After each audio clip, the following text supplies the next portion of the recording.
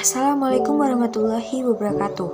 Perkenalkan, nama saya Wahidul Astuti dengan NIM 430102194. Di sini saya akan menjelaskan materi tentang kerajaan Islam di Nusantara. Agama Islam masuk pertama kali ke Nusantara sekitar abad ke-16 Masehi. Saat kerajaan Islam masuk ke tanah air pada abad ke-13 Masehi dengan berbagai kerajaan Hindu-Buddha yang telah mengakhiri masa kejayaannya. Munculnya banyak kerajaan bercorak Islam menjadi tanda awal perubahan sistem pemerintahan dan budaya di Indonesia. Semua kesultanan memiliki andil dalam mengembangkan peradaban di bumi Nusantara. Tidak hanya itu, dari keenam kerajaan itu juga memiliki peran yang besar untuk mengobarkan perlawanan terhadap kolonial Portugis dan Belanda yang sedang menguasai bumi Nusantara.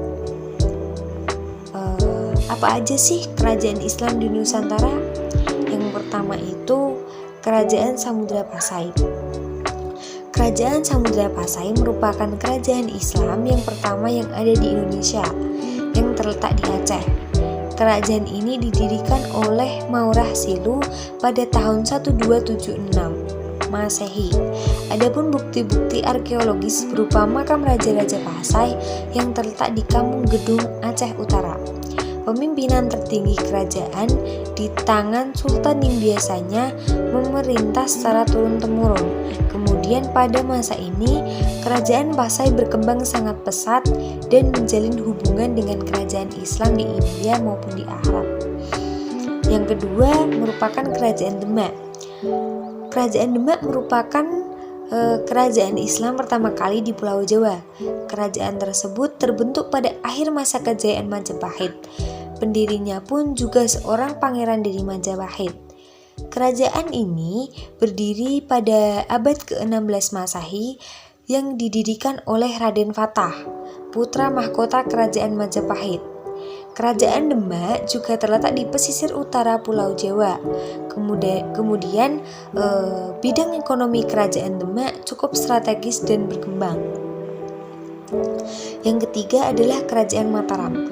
Kerajaan Mataram atau Kesultanan Mataram adalah kerajaan Islam di Pulau Jawa yang berkuasa pada abad ke-16 hingga abad ke-18.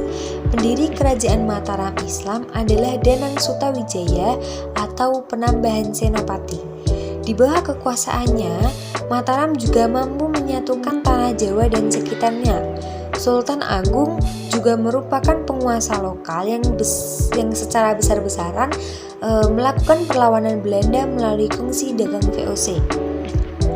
Yang keempat adalah Kerajaan Banten. Kerajaan Banten berdiri di Tatar Pasundan, Provinsi Banten. Kerajaan ini muncul sekitar tahun 1526 ketika Kerajaan Demak memperluas pengaruhnya ke pesisir barat Pulau Jawa. Kerajaan Banten juga merupakan salah satu kerajaan yang memiliki peran paling penting dalam penyebaran Islam di Jawa. Yang kelima, Kerajaan Gorontalo. Kerajaan yang bersuku di Makassar di Goa yang muncul sekitar tahun 1300 sebagai salah satu sekian banyak fiefdom agraris di Jazirah Sulawesi Selatan sejak abad ke-16 Masehi di Goa dan sekutu pesisirnya. Perubahan demografis dan kultural juga terjadi pada awal masa Gorontalo. Goa pada masa awal merupakan negara agraris tanpa akses langsung ke tepi laut. Talo didirikan 2 abad kemudian ketika Pangeran Goa melarikan Kediri ke pesisir setelah kekalahannya sebuah konflik perebutan tahta. Yang keenam adalah Kerajaan Ternate Tidore. Kerajaan Ternate Tidore termasuk juga salah satu kerajaan Islam di Indonesia.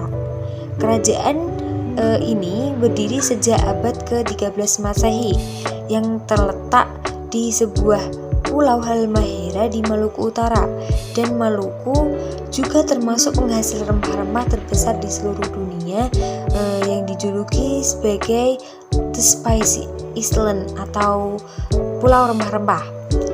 Penyebaran agama Islam di Tidore dilakukan oleh para dagang Islam di Gresik, Jawa Timur. Sekian penjelasan materi saya tentang kerajaan Islam